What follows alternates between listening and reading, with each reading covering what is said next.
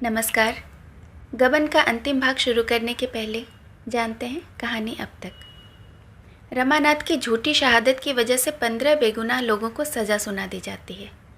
इस बात से जल्पा को रमानाथ से इतनी घृणा हो जाती है कि अगर वह मर भी जाए तो उसे कोई अफसोस न होगा। वह सज़ा पाए हुए लोगों के घर का पता लगाती है, जिसमें कि दिनेश नाम का एक आदमी जिसे फांसी की सज़ा सुना दी गई है, उसके घर की हालत बहुत ही ख़राब है। जल्पा उनके घर वालों की सहायता करने की ठान लेती है। रमानाथ जब जल्पा से मिलने आया था तब जल्पा ने उसे खूब खरी खोटी सुनाई थी। इस बात से आहत होकर रमानाथ अपना बयान बदलने की सोचने लगता है। पुलिस को इसकी भनक लग जाती है और वह उसका मन बदलने के लिए जोहरा नाम की एक वेश्या को उसके पास भेजती है। धीरे धीरे रमानाथ जोहरा के प्रेम में खोता चला जाता है और बयान बदलने की बात भूल जाता है। उसकी ज़िंदगी मज़े से कट रही होती है। एक दिन वह पुलिस की गाड़ी में सैर करने जा रहा होता है, तभी वह जल्पा को गंदे मैले कपड़ों में सर पर गंगा जल लिए जाते हुए देखता है। उसका मन जल्पा की खबर लेने के लिए बेचैन हो जाता है। वह जोहरा से बोलता है कि वो जाकर जल्पा की खबर लाए कि वह कहाँ है, किस हाल में है। जोहरा जल्पा के बारे में पता लगाकर रमानाथ को बताती है कि वह दिनेश के घर वालों की सेवा कर रही है और उसके पापों का प्रायश्चित कर रही है। जल्पा से मिलकर जोहरा बिल्कुल बदल जाती है। वह उसका बहुत सम्मान करने लगती है। ये सब हाल सुनकर रमानाथ को इतनी ग्लानि होती है कि वह मन बना लेता है कि वह जज के सामने सारी सच्चाई बता देगा। किसी तरह बहाना करके वह वहाँ से निकल जाता है और जल्पा से मिलने जाता है। अब जानते हैं आगे की कहानी। जल्पा दिनेश के घर से लौटी थी और बैठी जग्गू और देवीदीन से बातें कर रही थी। वह इन दिनों एक ही वक्त खाना खाया करती थी। इतने में रमा ने नीचे से आवाज़ दी। देवीदीन उसकी आवाज़ पहचान गया, बोला, भैया हैं शायद। जल्पा, कह दो यहाँ क्या करने आए हैं, वहीं जाएं। देवीदीन, नहीं बेटी, जरा पूछ तो लूँ क्या कहते हैं, इस वक्त कैसे उन्हें छुट्टी मिली। जल्पा, मुझे समझाने आए होंगे और क्या, मगर मुंह धोकर रखें। देवीदीन ने द्वार खोल दिया। रमा ने अंदर आकर कहा, दादा, तुम मुझे यहाँ देखकर इस वक्त ताज्जुब कर रहे होगे। 1 घंटे की छुट्टी लेकर आया हूँ। तुम लोगों से अपने बहुत से अपराधों को क्षमा कराना है। जल्पा ऊपर है? देवीदीन बोला, हाँ है तो, अभी आई है, बैठो कुछ खाने को लाऊं। रमानाथ, नहीं, मैं खाना खा चुका हूँ, बस जल्पा से 2 बातें करना चाहता हूँ। देवीदीन, वह नहीं मानेगी, नाहक शर्मिंदा होना पड़ेगा, मानने वाली औरत नहीं है। रमानाथ, मुझसे 2 बातें करेगी या मेरी सूरत ही नहीं देखना चाहती, ज़रा जाकर पूछ लो। देवीदीन, इसमें पूछना क्या है, दोनों बैठी ही तो हैं, जाओ, तुम्हारा घर जैसे था वैसे अब भी है। रमानाथ, नहीं दादा, उनसे पूछ लो, मैं यूं न जाऊंगा। देवीदीन ने ऊपर जाकर कहा, तुमसे कुछ कहना चाहते हैं बहू। जल्पा मुंह लटका कर बोली, तो कहते क्यों नहीं, मैंने कुछ जबान तो नहीं बंद कर दी है। जल्पा ने यह बात इतने ज़ोर से कही कि नीचे रमा ने भी सुन ली। कितनी निर्ममता थी, उसकी सारी मिलन लालसा मानो उड़ गई। नीचे ही से खड़े खड़े बोला, वह अगर मुझसे नहीं बोलना चाहती तो कोई ज़बरदस्ती नहीं है, मैंने जज साहब से सारा कच्चा चिट्ठा कह के सुनाने का निश्चय कर लिया है। इसी इरादे से चला हूँ। मेरी वजह से इनको इतने कष्ट हुए, इसका मुझे खेद है। मेरी अकल पर पर्दा पड़ा हुआ था, स्वार्थ ने मुझे अंधा कर रखा था, प्राणों के मोह ने, कष्टों के भय ने बुद्धि हर ली थी। कोई ग्रह सिर पर सवार था, इनके अनुष्ठानों ने उस ग्रह को शांत कर दिया है। शायद 2-4 साल के लिए सरकार की मेहमानी खानी पड़े, इसका भय नहीं, जीता रहा तो फिर भेंट होगी। नहीं, मेरी बुराइयों को माफ़ करना और भूल जाना। तुम भी देवी दादा और दादी, मेरे अपराध को क्षमा करना। तुम लोगों ने मेरे ऊपर जो दया की है वह मरते दम तक न भूलूंगा। अगर जीता रहा तो शायद तुम लोगों की कुछ सेवा कर सकूं। मेरी तो ज़िंदगी सत्यानाश हो गई, न दीन का हुआ न दुनिया का। यह भी कह देना कि उनके गहने मैंने ही चुराए थे, सर्राफ को देने के लिए रुपये न थे, गहने लौटाना ज़रूरी था, इसीलिए यह कुकर्म करना पड़ा। उसी का फल आज तक भोग रहा हूँ और शायद जब तक प्राण निकल जाएंगे तब तक भोगता रहूँगा। अगर उसी वक्त सगाई से सारी कथा कह दी होती तो चाहे उस वक्त इन्हें बुरा लगता, लेकिन यह विपत्ति तो सर पर न आती। तुम्हें भी मैंने धोखा दिया। दादा, मैं ब्राह्मण नहीं हूँ, कायस्थ हूँ। तुम जैसे देवता से मैंने कपट किया। न जाने इसका दंड क्या मिलेगा। सब कुछ क्षमा करना, बस यही कहने आया था। रमा बारामदे से नीचे उतर पड़ा और तेजी से कदम बढ़ाता हुआ चल दिया। जल्पा भी कोठे से उतरी, लेकिन नीचे आई तो रमा का पता न था। बारामदे से नीचे उतरकर देवीदीन से बोली, किधर गए हैं दादा? देवीदीन ने कहा, मैंने कुछ नहीं देखा बहू, मेरी आंखों में तो आंसू भरा हुआ था। वह अब न मिलेंगे, दौड़ते हुए गए हैं। जल्पा कई मिनट तक सड़क पर निस्पंद खड़ी रही। उन्हें कैसे रोक लूं? इस वक्त वह कितने दुखी हैं, कितने निराश हैं। मेरे सिर पर न जाने क्या शैतान सवार था कि उन्हें बुला न लिया। भविष्य का हाल कौन जानता है, न जाने कब भेंट होगी। विवाहित जीवन में इन 2-2.5 सालों में कभी उसका हृदय अनुराग से इतना प्रकंपित न हुआ था। विलासिनी रूप में वह केवल प्रेम आवरण के दर्शन कर सकती थी। आज त्यागिनी बनकर उसने उसका असली रूप देखा। कितना मनोहर, कितना विशुद्ध, कितना विशाल, कितना तेजमय। विलासिनी ने प्रेमोद्यान की दीवारों को देखा था, वह उसी में खुश थी। त्यागिनी बनकर वह उद्यान के भीतर पहुंच गई थी। कितना रम्य था, कितनी सुगंधित, कितना वैचित्र, कितना विकास। इसकी सुगंध में, इसकी रम्यता में देवत्व भरा हुआ था। प्रेम अपने उच्चतर स्थान पर पहुंचकर देव से मिल जाता है। जल्पा को अब कोई शंका नहीं कि वह इस प्रेम को पाकर जन्म जन्मांतरों तक सौभाग्यवती बनी रहेगी। इस प्रेम ने उसे वियोग, परिस्थिति और मृत्यु के भय से मुक्त कर दिया, उसे अभय प्रदान दिया। इस प्रेम के सामने अब सारा संसार, उसका अखंड वैभव तुच्छ है। इतने में जोहरा आ गई। जल्पा को पटरी पर खड़े देखकर बोली, वहाँ कैसे खड़ी हो बहन? आज तो ना आ सकी। चलो, आज मुझे तुमसे बहुत सी बातें करनी है। दोनों ऊपर चली गई। दारोगा को भला कहाँ चैन। रमा के जाने के बाद 1 घंटे तक उसका इंतजार करते रहे।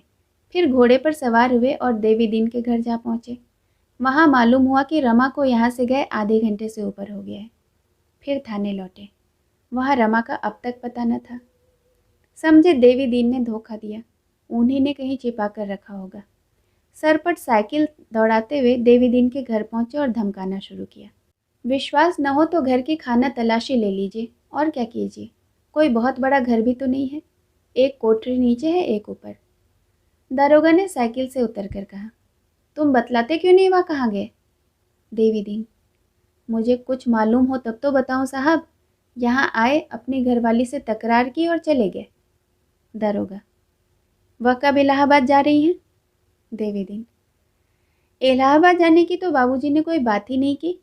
जब तक कोर्ट का फैसला न हो जाएगा वह यहाँ से ना जाएगी। दारोगा, मुझे तुम्हारी बातों का यकीन नहीं आता। यह कहते हुए दारोगा नीचे की कोठरी में घुस गया और हर एक चीज़ को गौर से देखने लगा। फिर ऊपर चढ़ गए।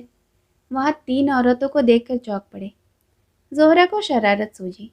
उसने लंबा सा घूंघट निकाल लिया और अपने हाथ साड़ी में छिपा लिए। दारोगा जी को शक हुआ, शायद हजरत यह भेस बदल कर तो नहीं बैठे हैं। देवीदीन से पूछा, यह तीसरी औरत कौन है? देवीदीन ने कहा, मैं नहीं जानता, कभी कभी बहू से मिलने आ जाती है।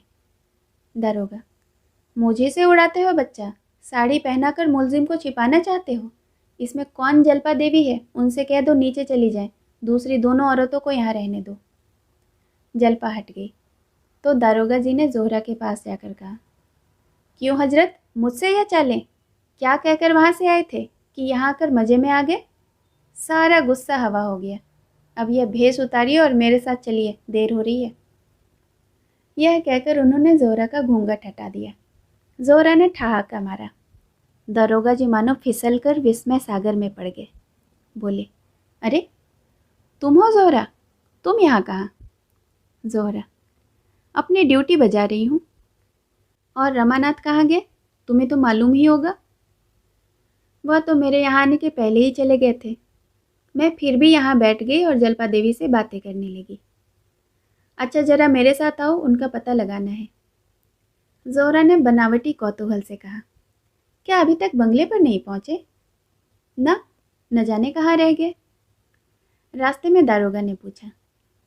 जलपा कब तक यहाँ से जाएगी? जोहरा, मैंने खूब पट्टी पढ़ाई है, उसके जाने की अब ज़रूरत नहीं है, शायद रास्ते पर आ जाए। रमानाथ ने बुरी तरह डांटा है, उनकी धमकियों से डर गई है। दारोगा, तुम्हें यकीन है कि अब कोई शरारत न करेगी? जोहरा, हाँ, मेरा तो यही ख्याल है। दारोगा, तो फिर यह कहाँ गया? जोहरा, कह नहीं सकती। दारोगा, मुझे इसकी रिपोर्ट करनी होगी। इंस्पेक्टर साहब और डिप्टी साहब को इत्तला देना ज़रूरी है। ज़्यादा पी तो नहीं गया था? जोहरा, पिए हुए तो थे। दारोगा, तो फिर कहीं गिरा पड़ा होगा, इसने बहुत दिख दिया है। चलो तुम्हें घर तक पहुंचा दूं। जोहरा, बड़ी इनायत होगी। दारोगा ने जोहरा को मोटरसाइकिल पर बिठा लिया और उसको ज़रा देर में घर के दरवाजे पर उतार दिया, मगर इतनी ही देर में मन चंचल हो गया। बोले, अब तो जाने का जी नहीं चाहता जोहरा, चलो आज कुछ गपशप हो जाए, बहुत दिन हुए तुम्हारी करम की निगाह नहीं हुई है। जोहरा ने जीने के ऊपर कदम रखा और कहा, जाकर पहले इंस्पेक्टर साहब को इत्तला तो कीजिए, यह गपशप का मौका नहीं है। दारोगा ने मोटरसाइकिल से उतर कर कहा, नहीं अब न जाऊंगा जोहरा, सुबह देखा जाएगा, मैं भी आता हूँ। जोहरा, आप मानते नहीं हैं, शायद डिप्टी साहब आते हो, आज उन्होंने कहला भेजा था। दारोगा, मुझे चकमा दे रही हो जोहरा, देखो इतनी बेवफाई अच्छी नहीं। जोहरा ने ऊपर चढ़कर द्वार बंद कर लिया और ऊपर जाकर खिड़की से सिर निकाल कर बोली, आधा भर जाए। दारोगा घर जाकर लेट रहे। 11 बज रहे थे, नींद खुली तो 8 बज गए थे। उठकर बैठे ही थे कि टेलीफोन की पुकार हुई। जाकर सुनने लगे। डिप्टी साहब बोल रहे थे, इस रमानाथ ने बड़ा गोलमाल कर दिया है, उसे किसी दूसरी जगह ठहराया जाए, उसका सब सामान कमिश्नर साहब के पास भेज देना होगा। रात को वह बंगले पर था या नहीं? दारोगा ने कहा, जी नहीं, रात मुझसे बहाना करके अपनी बीवी के पास चला गया था। टेलीफोन, तुमने उसको क्यों जाने दिया? हमको डर लगता है कि उसने जज साहब के पास जाकर हाल कह दिया है, मुकदमे की फिर से जांच होगी।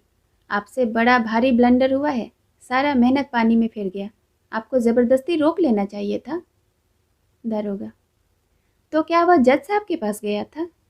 डिप्टी, हाँ साहब, वहीं गया था और जज भी कायदा को तोड़ दिया। वह फिर से मुकदमे की पेशी करेगा, रमा अपना बयान बदलेगा, अब इसमें कोई डाउट नहीं है।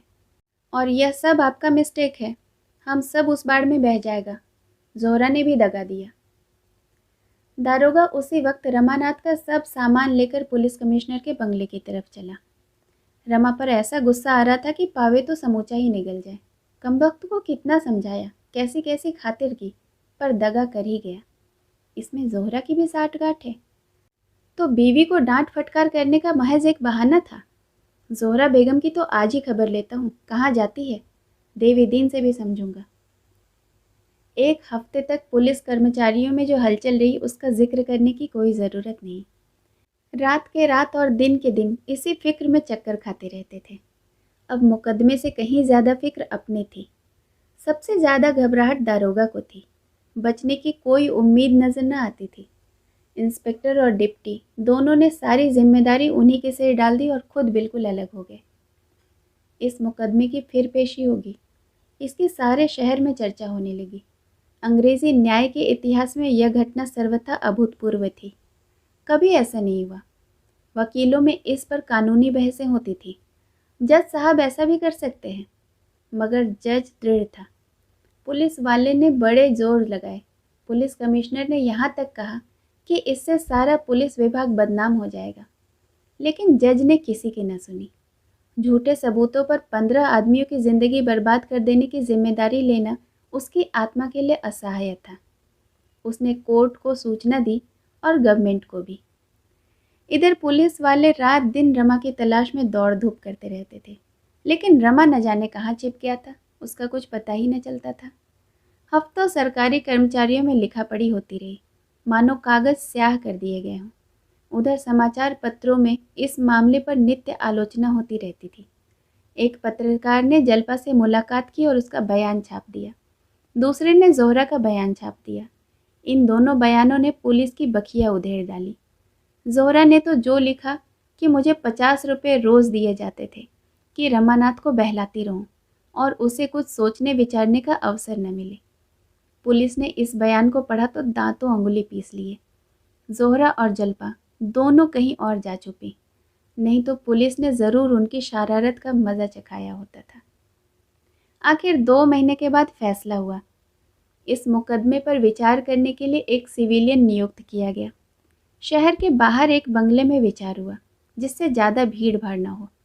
फिर भी रोज़ 10-12 आदमी जमा हो ही जाते थे। पुलिस ने ऐसी एड़ी चोटी का जोर लगाया कि मुलजिमों में कोई मुखबिर बन जाए, पर इसका उद्योग सफल न हुआ। दारोगा जी चाहते तो नई शहादतें बना सकते थे, पर अपने अफसरों की स्वार्थपरता पर इतने खिन्न हुए कि दूर से तमाशा देखने के सिवाय कुछ और न कर पाए। जब सारा यश अफसरों को मिलता और सारा अपयश मातहतों को, तो दारोगा को क्या गरज पड़ी थी कि नई शहादतों की फिक्र में सिर खपाते। इस मामले में अफसरों ने सारा दोष दारोगा के ही सिर मढ़ा। उन्हीं की बेपरवाही से रमा हाथ से निकला। अगर आज सख्ती से निगरानी की जाती तो जल्पा कैसे उसे खत लिख सकती थी और वह कैसे रात को उससे मिल सकता था। ऐसी दशा में मुकदमा उठा लेने के सिवाय और क्या किया जा सकता था। तबेले की बला बंदर के सिर गई। दारोगा तनज्जुल हो गए और नायाब दरोगा का तराई में तबादला कर दिया गया। जिस दिन मुलजिमों को छोड़ा गया, आधा शहर उनका स्वागत करने को जमा था। पुलिस ने 10 बजे रात को उन्हें छोड़ा, पर दर्शक जमा हो ही गए। लोग जल्पा को भी खींच ले गए। पीछे पीछे देवी दीन भी पहुंचा। जल्पा पर फूलों की वर्षा हो रही थी और जल्पा देवी की जय से आकाश गूंज रहा था। मगर रमानाथ की परीक्षा भी समाप्त न हुई थी। उस पर दरोग बयानी का अभियोग चलाने का निश्चय हुआ। उसी बंगले में ठीक 10 बजे मुकदमा पेश हुआ। सावन की झड़ी लगी हुई थी। कलकत्ता दलदल हो रहा था, लेकिन दर्शकों का एक अपार समूह सामने मैदान में खड़ा था। महिलाओं में दिनेश की पत्नी और माता भी आई हुई थी। पेशी से 10-15 मिनट पहले जल्पा और ज़ोहरा भी बंद गाड़ियों में आ पहुंची। महिलाओं को अदालत के कमरे में जाने की आज्ञा मिल गई। पुलिस की शहादतें शुरू हुई। डिप्टी सुपरिटेंडेंट, दारोगा, इंस्पेक्टर, नायब दारोगा सभी के बयान हुए। दोनों तरफ के वकीलों ने जेरें भी की, पर इन कार्रवाई में उल्लेखनीय कोई बात नहीं थी। जाब्ते की पाबंदी की जा रही थी। रमानाथ का बयान हुआ, पर उसमें भी कोई नई बात न थी। उसने अपने जीवन के गत 1 वर्ष का पूरा वृतांत कह सुनाया। कोई बात न छिपाई। वकील के पूछने पर उसने कहा, जल्पा के त्याग, निष्ठा और सत्य प्रेम ने मेरी आंखें खोल दी, और उससे भी ज़्यादा ज़ोहरा के सौजन्य और निष्कपट व्यवहार ने। मैं इसे अपना सौभाग्य समझता हूँ कि मुझे उस तरफ से प्रकाश मिला जिधर औरों को अंधकार मिला करता है। विश्व में मुझे सुधा प्राप्त हो गई।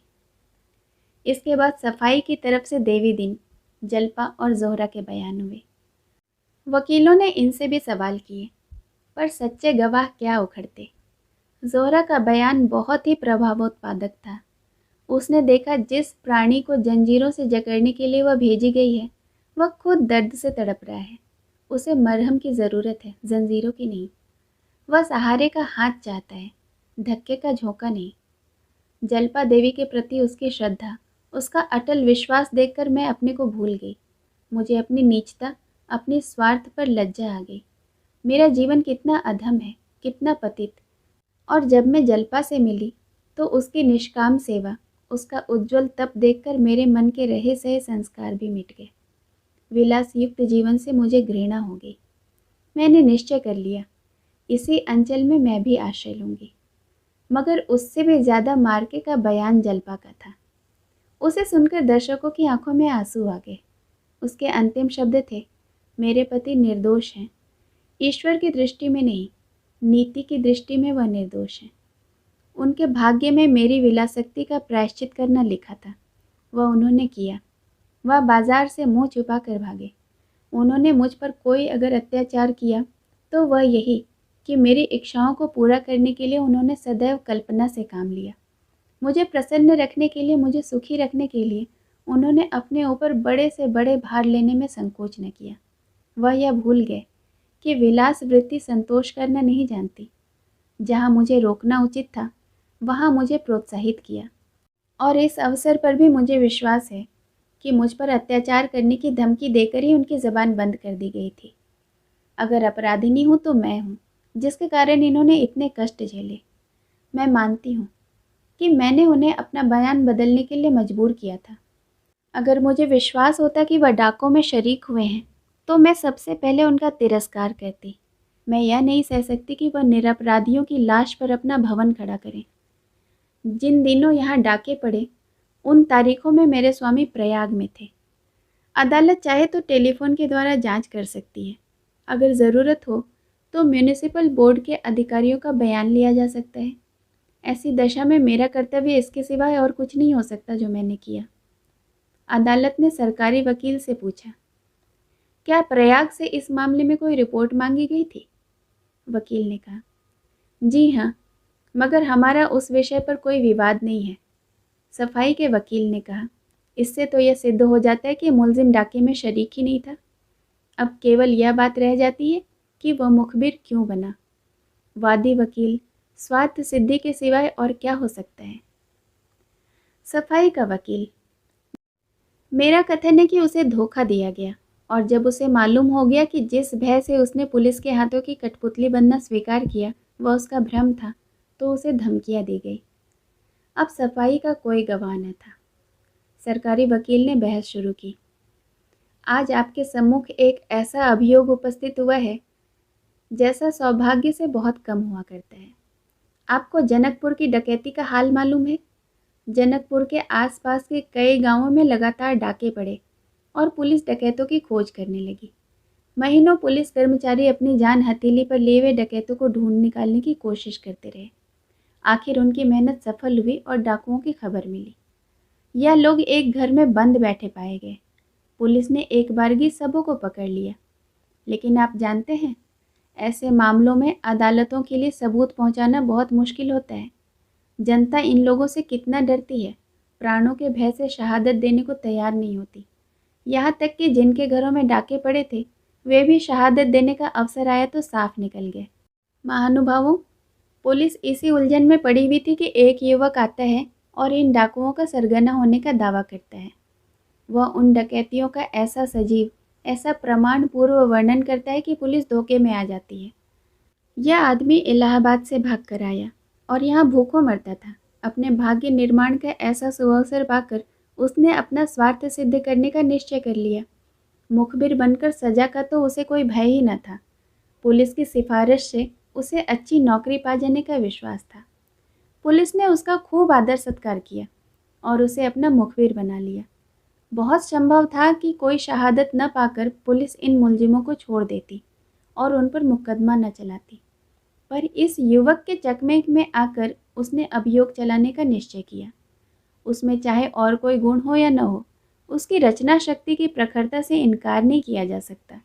उसने डकैतियों का ऐसा यथार्थ वर्णन किया कि जंजीर की एक कड़ी भी कहीं से गायब न पाई गई। अंकुर से फूल निकलने तक की सारी बातें उसने कल्पना कर ली थी। पुलिस ने मुकदमा चला दिया। पर ऐसा मालूम होता है इस बीच में उसे भाग्य निर्माण का इससे भी अच्छा अवसर मिल गया है।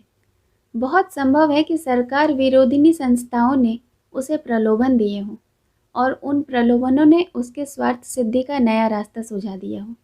जहाँ धन के साथ यश भी था, वाहवाही भी, देशभक्ति का गौरव भी।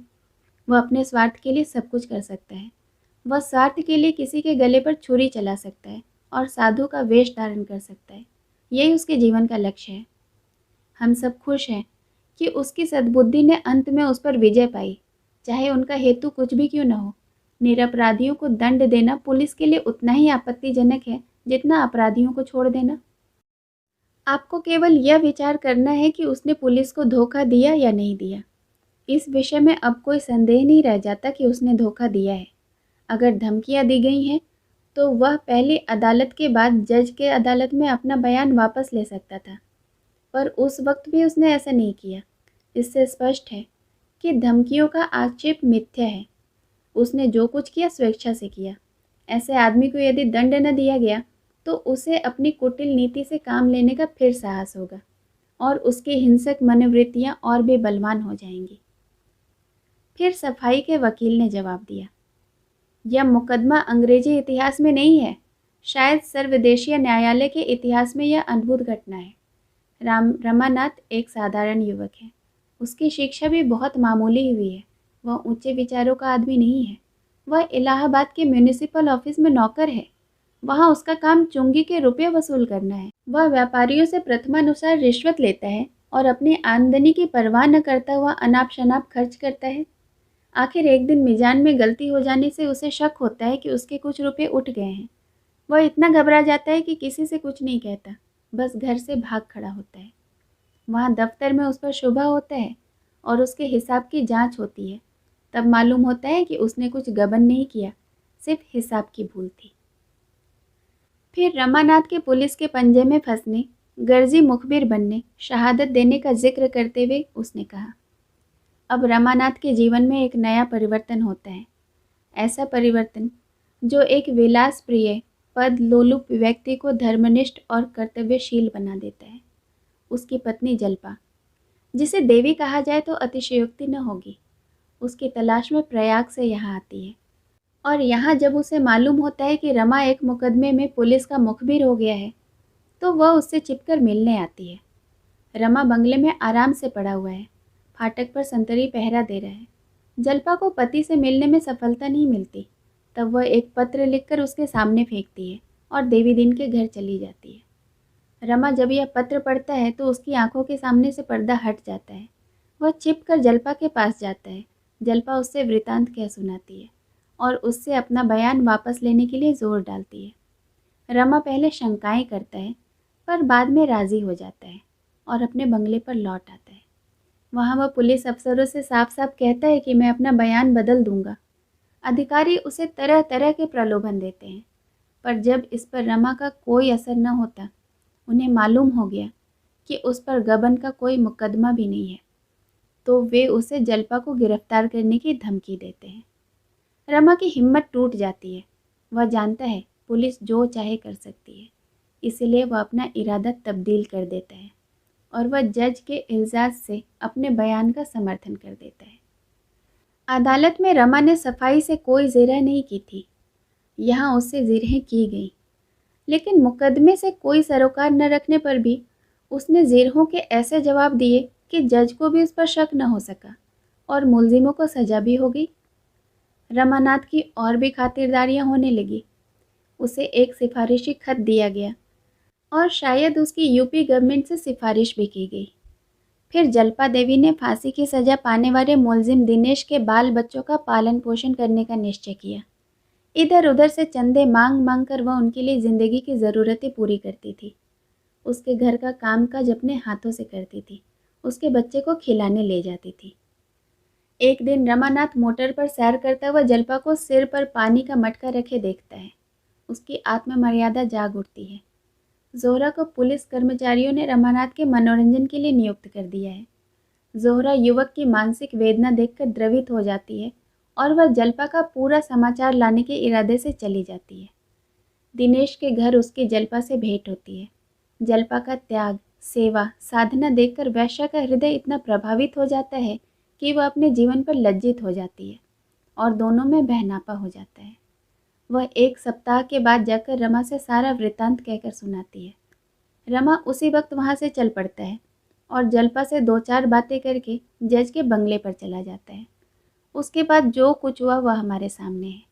मैं यह नहीं कहता कि उसने झूठी गवाही नहीं दी, लेकिन उस परिस्थिति और उन प्रलोभनों पर जरा ध्यान दीजिए तो इस अपराध की गहनता बहुत कुछ घट जाती है। उस झूठी गवाही का परिणाम अगर यह होता कि किसी निरपराध को सजा मिल जाती तो दूसरी बात थी। इस अवसर पर तो 15 युवकों की जान बच गई। क्या अब भी वह झूठी गवाही का अपराधी है? उसने खुद ही तो अपनी झूठी गवाही का इकबाल किया है। क्या उसे और दंड मिलना चाहिए? उसकी सरलता और सज्जनता ने एक वैश्य तक को मुग्ध कर दिया और वह उसे बहकाने और बहलाने के बदले उसके मार्ग का दीपक बन गई। जल्पा देवी की कर्तव्य परायणता क्या दंड के योग्य है? जल्पा ही इस ड्रामा की नायिका है। उसके सदनुराग, उसके सरल प्रेम, उसकी धर्मपरायणता, उसकी पति भक्ति, उसके स्वार्थ त्याग, उसकी सेवा निष्ठा, किस किस गुण की प्रशंसा की जाए। आज वह रंगमंच पर न आती तो 15 परिवारों के चिराग गुल हो जाते। उसने 15 परिवारों को अभय धाम दिया है। क्या एक पतिता का ऐसे कार्य में सहायक हो जाना कोई महत्व नहीं रखता? मैं तो समझता हूँ रखता है। ऐसे अभियोग रोज नहीं पेश होते। शायद आप लोगों के जीवन में फिर ऐसा अभियोग सुनने को भी न मिले। यहाँ आप एक अभियोग का फैसला करने बैठे हुए हैं, मगर इस कोर्ट के बाहर एक और बहुत बड़ा न्यायालय है, जहाँ आप लोगों के न्याय पर भी विचार होगा।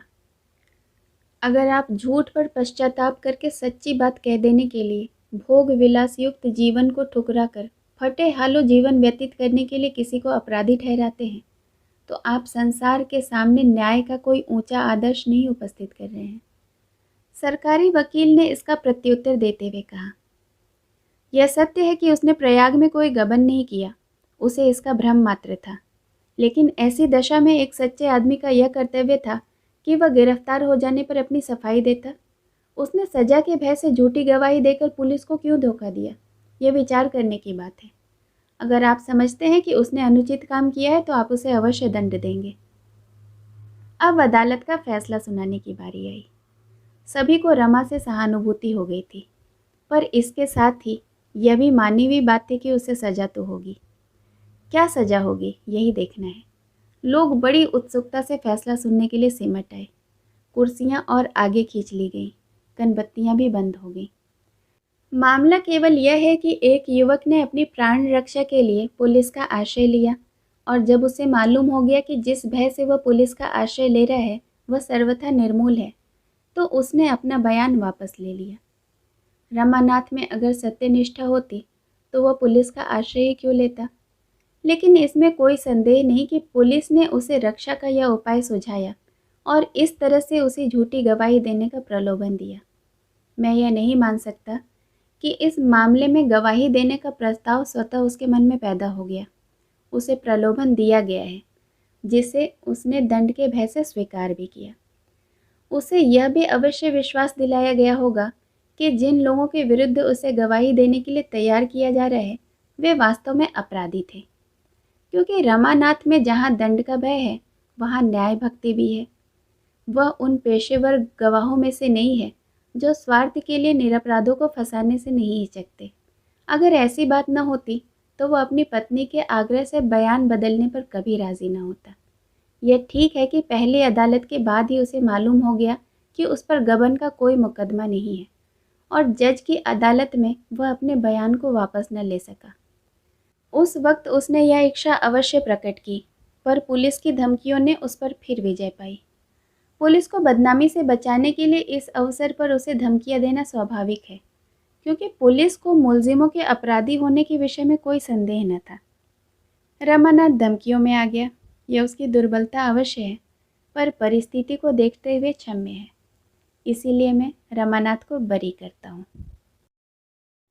चैत्र की शीतल सुहावनी स्फूर्तिमयी संध्या, गंगा का तट, टेसुओं से लहलहाता हुआ ढाक का मैदान, बरगद का छायादार वृक्ष, उसके नीचे बंधी हुई गायें, भैंसें, कद्दू और लौकी की बेलों से लहलहाती हुई झोपड़ियाँ। न कहीं गर्द न गुबार, न शोर न गुल। सुख और शांति के लिए क्या इससे अच्छी जगह कोई हो सकती थी?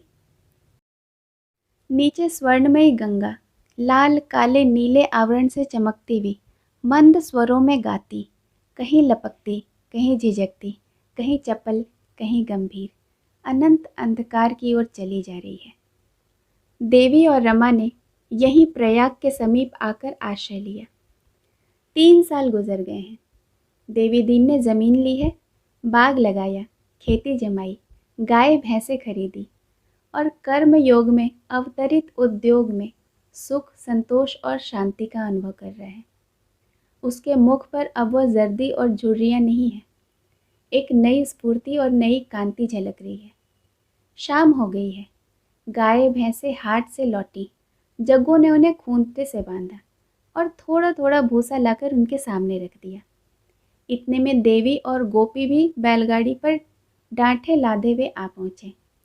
दयानाथ ने बरगद के नीचे जमीन साफ कर रखी है, वहीं डांठें उतारी गई। यही इस छोटी सी बस्ती का खलिहान है। दयानाथ नौकरी से बर्खास्त हो गए थे। अब देवी के असिस्टेंट हैं। उनको समाचार पत्रों से अब भी वही प्रेम है। रोज कई पत्र आते हैं और शाम को फुर्सत पाने के बाद मुंशी जी पत्रों को पढ़ पढ़ कर सुनाते और समझाते हैं। श्रोताओं में बहुधा आसपास के गांवों के 10-5 आदमी भी आ जाते हैं और रोज एक छोटी मोटी सभा हो जाती है। रमा को तो इस जीवन से इतना अनुराग हो गया है कि वह शायद उसे थानेदारी ही नहीं, चुंगी की इंस्पेक्टरी भी मिल जाए तो शहर का नाम न ले। प्रातःकाल उठकर गंगा स्नान करता है, फिर कुछ कसरत करके दूध पीता है और दिन निकलते निकलते अपनी दवाओं का संदूक लेकर बैठ जाता है। उसने वैद्य की कई किताबें पढ़ ली हैं और छोटी मोटी बीमारियों की दवा दे पाता है। 10-5 मरीज रोज आ जाते हैं। उसकी कीर्ति दिन दिन बढ़ती जाती है। इस काम से छुट्टी पाते ही वह बगीचे में चला जाता है। वहाँ कुछ साग सब्जी लगी हुई है, कुछ फल के वृक्ष हैं, कुछ जड़ी बूटियाँ भी हैं। अभी तो बाग से केवल तरकारी मिलती है, पर आशा है कि 3-4 साल में नींबू, अमरूद, बेल, नारंगी, आम, केले, आंवले, कटहल, बेल आदि सभी अच्छे फलों की आमदनी होने लगेगी। देवी ने बैलों को गाड़ी से खोलकर खूंटे से बांध दिया और दयानाथ से बोला, अभी भैया नहीं लौटे? दयानाथ ने डांटों को समेटते हुए कहा, अभी तो नहीं लौटे। मुझे तो अब इनके अच्छे होने की कोई आशा नहीं। जमाने का उधार है। कितने सुख से रहते थे। गाड़ी थी, बंगला था, नौकर थे। अब यह हाल है, सामान सब मौजूद है। वकील साहब ने अच्छी संपत्ति छोड़ी, मगर भाई भतीजों ने हड़प ली। देवी दिन भैया कहते थे अदालती करती तो सब मिल जाता, पर कहती है मैं अदालत में झूठ न पड़ूंगी। औरत बड़े ऊंचे विचारों की हैं। सहसा जागेश्वरी एक छोटे से शिशु को गोद में लिए हुए झोपड़े से निकली। बच्चे को दयानाथ की गोद में देती हुई बोली, भैया जरा चलकर रतन को तो देखो, जाने कैसे हुई जाती है। जोहरा और बहू दोनों रो रही हैं। देवी दीन ने दयानाथ से कहा, चलो लाला देखें। जागेश्वरी बोली, यह जाकर क्या करेंगे? बीमार को देखकर तो इनकी पहले से ही नानी मर जाती है। देवी दीन ने रतन की कोठरी में जाकर देखा। रतन बांस की खाट पर पड़ी थी, देह सूख गई थी। वह सूर्यमुखी का सा खिला हुआ चेहरा मुरझाकर पीला हो गया था। वह रंग जिन्होंने चित्र को जीवन और स्पंदन प्रदान कर रखा था उड़ गए थे। केवल आकार शेष रह गया था। वह श्रवण प्रिय, प्राणप्रद, विकास और आह्लाद में डूबा हुआ संगीत मानो आकाश में विलीन हो गया था। केवल उसकी क्षीण उदास प्रतिध्वनि रह गई थी। जोहरा उसके ऊपर झुकी, उसे करुण, विवश, कातर, निराश और तृष्णामय नजरों से देख रही थी। आज साल भर से उसने रतन की सेवा शुश्रूषा में दिन को दिन और रात को रात न समझा था। रतन ने उसके साथ जो स्नेह किया था, उस अविश्वास और बहिष्कार के वातावरण में जिस खुले निसंकोच भाव से उसने उसके बहनापे का साथ निभाया था, उसका एहसान वह किस तरह मानती। जो सहानुभूति उसे जल्पा से भी न मिली थी, वह रतन ने प्रदान की। दुख और परिश्रम ने दोनों को मिला दिया। दोनों की आत्माएं संयुक्त हो गई। यह घनिष्ठ स्नेह उसके लिए नया ही अनुभव था, जिसकी उसने कभी कल्पना भी न की थी। इस मौके में उसके वंचित हृदय ने पति प्रेम और पुत्र स्नेह दोनों को पा लिया था। देवी दीन ने रतन के चेहरे की ओर संचित नजरों से देखा, तब उसकी नाड़ी हाथ में लेकर पूछा, कितनी देर से नहीं बोली है? जल्पा ने आंखें पोंछकर कहा, अभी तो बोलती थी, एकाएक आंखें ऊपर चढ़ गई और बेहोश हो गई। वैद्य जी को लेकर अभी तक नहीं आए? देवी दीन ने कहा, इनकी दवा वैद्य के पास नहीं है। यह कहकर उन्होंने थोड़ी सी राख ली, रतन के सिर पर फेरा, कुछ मुंह में बुदबुदाया और चुटकी रखकर उसके माथे पर लगा दी। तब पुकारा, रतन बेटी, आंखें खोलो। रतन ने आंखें खोल दी और इधर उधर सकपकाई हुई आंखों से देखकर बोली, मेरी मोटर आई थी ना, कहाँ गया वह आदमी? उससे कह दो थोड़ी देर के बाद लाए। जोहरा, आज मैं तुम्हें अपने बगीचे की सैर कराऊंगी, हम दोनों झूले पर बैठेंगी। जोहरा फिर रोने लगी।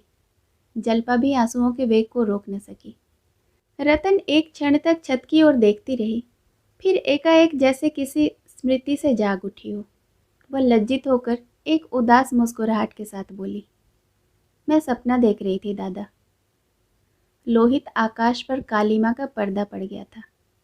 उसी वक्त रतन के जीवन पर मृत्यु ने पर्दा डाल दिया। रमानाथ वैद्य जी को लेकर पहर रात को लौटे तो यहाँ मौत का सन्नाटा छाया हुआ था। रतन की मृत्यु का शोक वह शोक न था जिसमें आदमी हाय हाय करता, बल्कि वह शोक था जिसमें हम मूक रुदन करते हैं, जिसकी याद कभी नहीं भूलती, जिसका बोझ कभी दिल से नहीं उतरता। रतन के बाद जोहरा अकेली हो गई। दोनों साथ सोती थी, साथ बैठती थी, साथ काम करती थी। अकेले जोहरा का जी किसी काम में न लगता था।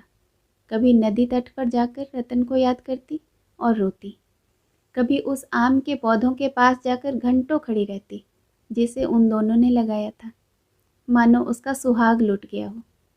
जल्पा को बच्चे के पालन और भोजन बनाने से इतना अवकाश न मिलता था कि उसके साथ बहुत उठती बैठती, और बैठती भी तो रतन की चर्चा होने लगती और दोनों रोने लगती थी। भादों का महीना था। पृथ्वी और जल में रण छिड़ा हुआ था। जल की सेनाएं वायुयान पर चढ़कर आकाश से जल शरों की वर्षा कर रही थी। उसकी थल सेनाओं ने पृथ्वी पर उत्पात मचा रखा था। गंगा गांवों और कस्बों को निफल कर रही थी। गांव के गांव बहते चले जाते थे। जोहरा नदी के तट पर बाढ़ का तमाशा देखने लगी। वह कृशांगिनी गंगा इतनी विशाल हो सकती है, इसका वह अनुमान भी न कर सकती थी। लहरें उन्मदा होकर गरजती, मुंह से फन निकालती, हाथों से उछल रही थी। चतुर डकैतों की तरह पैतरे बदल रही थी। कभी एक कदम आती, फिर पीछे लौट पड़ती, फिर चक्कर खाकर फिर आगे की ओर लपकती। कहीं कोई झोपड़ा डगमगाता तेजी से बहा जा रहा था, मानो कोई शराबी दौड़ा जाता हो। कहीं कोई वृक्ष डाल पत्तों समेत डूबता उतरता किसी पाषाण युग के जंतु की भांति तैरता चला जाता था। गायें और भैंसे, खाट और तख्त मानो तिलिस्मी चित्रों की भांति आंखों के सामने से निकले जाते थे। सहसा एक किश्ती नजर आई। उस पर कई स्त्री पुरुष बैठे हुए थे। बैठे क्या थे, चिमटे हुए थे। किश्ती कभी ऊपर जाती, कभी नीचे आती। बस यही मालूम होता कि अब उल्टी अब उल्टी। पर वाह रे साहस! सब अब भी माँ गंगा की पुकार करते जाते थे। स्त्रियां अब भी माँ गंगा के यश गाती थी। जीवन और मृत्यु का ऐसा संघर्ष किसने देखा होगा। दोनों तरफ के आदमी किनारे पर एक तनाव की दशा में हृदय को दबाए खड़े थे। जब किश्ती करवट लेती तो लोगों के दिल उछल उछल कर होठों तक आ जाते। रस्सियां फेंकने की कोशिश की जाती, पर रस्सी बीच में ही गिर पड़ती थी। एकाएक एक बार किश्ती उलट ही गई। सभी प्राणी लहरों में समा गए। एक क्षण में कई स्त्री पुरुष डूबते उतरते दिखाई दिए, फिर निगाहों से ओझल हो गए। केवल एक उजली सी चीज किनारे की ओर चली जा रही थी। वह रेले में तट से कोई 20 गज तक समीप आ गई थी। समीप से मालूम हुआ वह स्त्री है। जोहरा, जल्पा, रमा तीनों खड़े थे। स्त्री की गोद में बच्चा भी नजर आता था। दोनों को निकाल लाने के लिए तीनों विकल हो उठे, पर 20 गज तक तैरकर उस तरफ जाना आसान न था। फिर रमा तैरने में बहुत कुशल भी न था। कहीं लहरों के जोर में पांव उखड़ जाए तो फिर बंगाल की खाड़ी के सिवाय और कहीं ठिकाना न लगे। जोहरा कहती, मैं जाती हूँ। रमा ने लजाते हुए कहा, जाने को तो मैं तैयार हूँ, लेकिन वहाँ तक नहीं पहुँच सकूँगा। जोहरा ने एक कदम पानी में रखकर कहा, नहीं, मैं अभी निकाल लाती हूँ। वह कमर तक पानी में चली गई। रमा ने सशंक होकर कहा, क्यों नाहक जान देने जाती हो? वहाँ एक गड्ढा है, मैं तो जा ही रहा था। जोहरा ने हाथों से मना करते हुए कहा, नहीं नहीं, तुम्हें मेरी कसम है, तुम ना आना, मैं अभी ले आती हूँ, मुझे तैरना आता है। जल्पा ने कहा, लाश होगी और क्या। रमानाथ, शायद अभी जान हो। जल्पा, अच्छा तो जोहरा तो तैर भी लेती है, जब ही हिम्मत हुई। रमा ने जोहरा की ओर चिंतित आंखों से देखते हुए कहा, हाँ कुछ कुछ जानती है, ईश्वर करे लौट आए, मुझे अपनी कायरता पर लज्जा आ रही है। जल्पा ने बेहयाई से कहा, इसमें लज्जा की कौन सी बात है? मरी लाश के लिए जान जोखिम में डालने से क्या फ़ायदा? जीती होती तो मैं खुद तुमसे कहती कि जाकर निकाल लाओ। रमा ने आत्मधिक्कार के भाव से कहा, यहाँ से कौन जान सकता है कि जान है या नहीं। सचमुच बाल बच्चों वाला आदमी नामर्द हो जाता है। मैं खड़ा रह गया और ज़ोहरा चली गई। सहसा एक ज़ोर की लहर आई और लाश को फिर धारा में बहा ले गई। ज़ोहरा लाश के पास पहुंच चुकी थी। उसे पकड़कर खींचना ही चाहती थी कि लहर ने उसे दूर कर दिया। ज़ोहरा खुद उसके ज़ोर में आ गई और प्रवाह की ओर कई हाथ बढ़ गई। वह फिर संभली, पर दूसरी लहर ने उसे फिर ढकेल दिया। रमा व्यग्र होकर पानी में कूद पड़ा और जोर जोर से पुकारने लगा, ज़ोहरा मैं आता हूँ। मगर ज़ोहरा में अब लहरों से लड़ने की शक्ति न थी। वह वेग से लाश के साथ ही धारे में बह चली। उसके हाथ पांव हिलना बंद हो गए थे। एकाएक ऐसा रेला आया कि दोनों उसमें समा गई। 1 मिनट के बाद ज़ोहरा के काले बाल नजर आए। केवल एक क्षण तक यही अंतिम झलक थी, फिर वह नजर न आई। रमा कोई 100 गज तक जोरों से हाथ पांव मारता हुआ गया, लेकिन इतनी ही दूर में लहरों के वेग के कारण उसका दम फूल गया। अब आगे जाए तो कहाँ? ज़ोहरा का तो कहीं पता भी नहीं था। वही आखिरी झलक आंखों के सामने थी। किनारे पर जलपा खड़ी हाय हाय करती रही, यहाँ तक कि वह भी पानी में कूद पड़ी। रमा अब आगे न बढ़ सका। एक शक्ति आगे खींचती थी, एक पीछे। आगे की शक्ति में अनुराग था, निराशा थी, बलिदान था। पीछे की शक्ति में कर्तव्य था, स्नेह था, बंधन था। बंधन ने रोक लिया। वह लौट पड़ा। कई मिनट तक जलपा और रमा घुटनों तक पानी में खड़े उसी तरफ ताकते रहे। रमा की जबान आत्मधिक्कार ने बंद कर रखी थी, जलपा की शोक और लज्जा ने। आखिर रमा ने कहा, पानी में क्यों खड़ी हो? सर्दी हो जाएगी। जलपा पानी से निकलकर तट पर खड़ी हो गई, पर मुंह से कुछ न बोली। मृत्यु के इस आघात ने उसे पराभूत कर दिया था। जीवन कितना अस्थिर है, यह घटना आज दूसरी बार उसकी आंखों के सामने चरितार्थ हुई। रतन के मरने के पहले से आशंका थी। मालूम था कि वह थोड़े दिनों के मेहमान हैं, मगर ज़ोहरा की मौत तो वज्राघात के समान थी। अभी आधा घड़ी पहले तीनों आदमी प्रसन्न चित्त जल क्रीड़ा देखने चले थे। किसे शंका थी कि मृत्यु की ऐसी भीषण पीड़ा उसको देखनी पड़ेगी? इन 4 सालों में ज़ोहरा ने अपनी सेवा, आत्मत्याग और सरल भाव से सभी को मुग्ध कर लिया था। उसके अतीत को मिटाने के लिए, अपने पिछले दागों को धो डालने के लिए उसके पास इसके सिवाय और क्या उपाय था? उसकी सारी कामनाएं, सारी वासनाएं सेवा में लीन हो गई। कलकत्ता में वह विलास और मनोरंजन की वस्तु थी। शायद कोई भला आदमी उसे अपने घर में घुसने भी न देता। यहाँ सभी उसके साथ घर के प्राणी का सा व्यवहार करते थे। दयानाथ और जागेश्वरी को यह कहकर शांत कर दिया गया कि वह देवी दीन की विधवा बहू है। ज़ोहरा ने कलकत्ता में जलपा से केवल उसके साथ रहने की भिक्षा मांगी थी। अपने जीवन से उसे घृणा हो गई थी। जलपा की विश्वास में उदारता ने उसे आत्मशुद्धि के पद पर डाल दिया। रतन का पवित्र निष्काम जीवन उसे प्रोत्साहित किया करता था। रमा भी थोड़ी देर के बाद पानी से निकला और शोक में डूबा हुआ घर की ओर चला। मगर अक्सर वह और जलपा नदी के किनारे आ बैठते जहाँ ज़ोहरा डूबी थी।